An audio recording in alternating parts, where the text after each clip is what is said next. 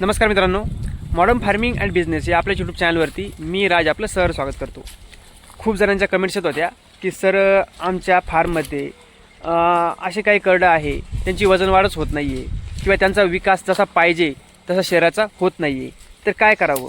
मित्रांनो, ही समस्या जवळपास सगळ्या शेळीपालकाला पाहायला मिळते. फार्मवरती आपल्या शेळीपालनामध्ये आपल्या जवळच्या शेळ्यांमध्ये एक ना एक असं पिल्लू असतंच जे वजन वाढ आहे ती कमी करतं किंवा शरीराचा जसा पाहिजे तसा विकास याचा होत नाही. मग नेमकी आपल्याला कळत नाही की याच्यावरती नेमकं काय उपाय करायला पाहिजे, काय विलाज करायला पाहिजे किंवा कशा प्रकारे विलाज केल्याने याचं वजन वाढेल. तर ह्या व्हिडिओमध्ये तेच मी सांगणार आहे, अतिशय सुटसुटीतपणे सांगणार आहे की कशा प्रकारे स्टेप बाय स्टेप विलाज करायचा आहे आणि 100% मित्रांनो त्याचं वजन जे आहे ते वाढणार आहे, ही माझी गॅरंटी आहे. तर सगळ्यात पहिले आपण पाहूया की सुरुवात कुठून करायची. तर मित्रांनो, जंत निर्मूलन हे तुम्हाला माहीत असेल किंवा डिवॉर्मिंग हे त्याला म्हणतात. डिवॉर्मिंग आपल्याला अत्यंत गरजेचे आहे शेळीपालनामध्ये. सगळ्यात पहिले काय करायचं आहे, ती पिल्लू आहे त्याचं एका चांगल्या लिक्विड किंवा गोळीच्या सहाय्याने डिवॉर्मिंग करून घ्यायचे. जसं लिक्विडमध्ये अल्बेंडाझॉल आहे, फॅस्मिन आहे, फेनबेंडाझॉल आहे, निलजान आहे, अशा प्रकारे कोणत्याही किंवा हायटेक आहे कोणत्याही डिवॉर्मिंग लिक्विडच्या सहाय्याने तुम्ही जंत निर्मूलन करू शकता. त्याच्यामध्ये गोळीसुद्धा येतात. एक करडू असेल तर औषधाला पुरत नाही तर एक गोळी तुम्ही एक आणू शकता. त्याच्यामध्ये अल्बेंडाझॉल सॉल्ट असलेलं किंवा फेनबेंडाझॉल सॉल्ट असलेली देखील गोळी येते, ती तुम्ही आणून त्याला द्यायची आहे. गोळी सकाळी म्हणजे पहाटे उपाशी पोटी त्याला द्यायची आहे. त्यानंतर 1 तासानंतर तुम्ही त्याला खायला टाकू शकता. मित्रांनो, तुम्ही त्याची डिवॉर्मिंग केली, मग 3 दिवसानंतर त्याला लिव्हर टॉनिक द्यायचं आहे. सतत ती लिव्हर टॉनिक तुम्हाला 10 दिवस द्यायचं आहे. त्याच्यामध्ये ब्रोटॉन लिव्हर टॉनिकचा तुम्ही वापर करू शकता. दुसरे देखील आणखी चांगले लिव्हर टॉनिक्स आहे, परंतु ब्रोटॉन लिव्हर टॉनिक हे शेळीपालनामध्ये टॉप लेवलचं लिव्हर टॉनिक आहे, त्याचा वापर तुम्ही करू शकता. सतत 10 दिवस लिव्हर टॉनिक दिल्यानंतर मध्ये 3 दिवसाचा गॅप सोडायचा आहे. मग नंतर मल्टीस्टार लिक्विड सुरू करायचं. मित्रांनो, मल्टीस्टार हे लिक्विड तुम्हाला कोणत्याही व्हेटरनरी मेडिकलमध्ये सोप्या पद्धतीत मिळून जाईल. त्या मल्टीस्टार लिक्विडचा वापर तुम्हाला सतत 10 दिवस करायचा आहे. ते कसं मित्रांनो, मल्टीस्टार लिक्विड जे आहे ते वजनानुसार द्यावं लागतं. जसं आता तुम्हाला व्हिडिओमध्ये दिसतं आहे हे पिल्लू, याला तुम्ही एका वेळी 3 ml देऊ शकता. म्हणजे दिवसातून त्याला एकदाच द्यायचं आहे मल्टीस्टार लिक्विड.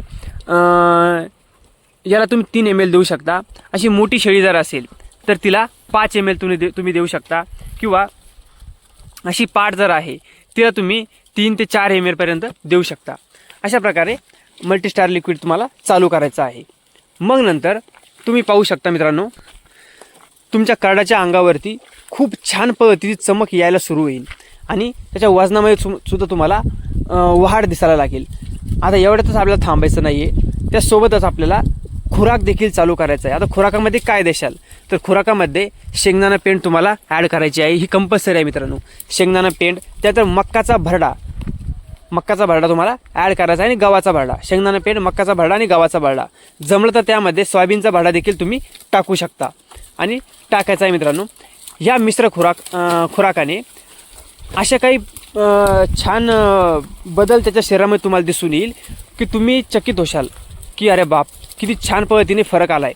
ते औषधाचं कॉम्बिनेशन आणि त्या खुराकाचं कॉम्बिनेशन मित्रांनो हे मॅच होईल. चांगल्या प्रकारे तुमच्या फार्मवरील जे अशी काही लहान पडलेले एखादे मित्रांनो भट्टी बिघडलेले करडं जे असतात ते जे आहेत ते सुदृढ व्हायला सुरुवात होईल.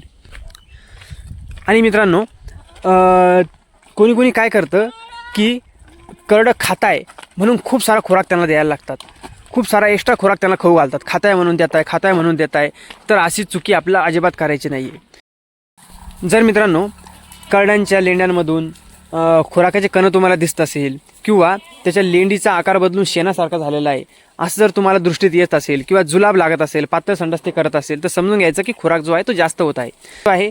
तो लिमिटेड स्वरूपात दिला तरच तो औषधासारखा काम करतो, नाहीतर तो आणखीन वजन कमी करायला मित्रांनो कारणीभूत ठरत असतो. म्हणून खुराक हा लिमिटेड स्वरूपात दिला गेला पाहिजे.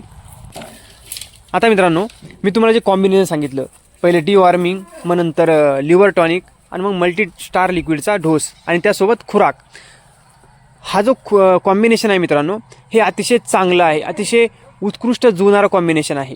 आणि याच्या वापराने तुमच्या करडाचं वजन हे खूप छान पद्धतीने वाढणार आहे. त्यासोबत आता चारा नियोजन तुम्हाला सांगायची गरज नाही, कारण ते तर तुम्हाला माहीतच आहे, ते सर्वांनाच माहीत असतं मित्रांनो. जो आपल्याला शेळ्याला योग्य वाटतो तो चारा आपण त्यांना देतो.